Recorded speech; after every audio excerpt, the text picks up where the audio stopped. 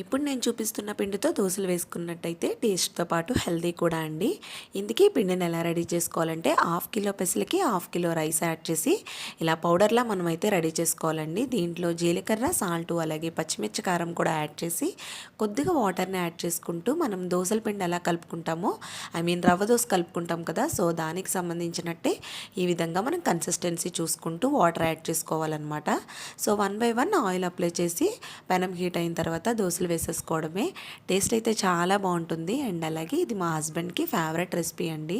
So మీరు కూడా try చేయండి. ఎప్పుడు తినే రవ్వ దోశ, మినపట్టు, ఊతప్పాలు కాకుండా ఇలా కూడా ట్రై చేసి చూడండి. మీకైతే టేస్ట్ తప్పకుండా నచ్చుతుంది. అండ్ అలాగే దీంట్లో కాంబినేషన్ ఉప్మా కూడా ఉంటే టేస్ట్ అయితే ఇంకా బాగుంటుందన్నమాట.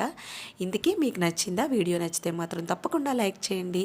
ఇలాంటి మరిన్ని అప్డేట్స్ కోసం మన ఛానల్ని అయితే సబ్స్క్రైబ్ చేసుకోవడం మాత్రం అస్సలు మర్చిపోవద్దు. Thank you for watching.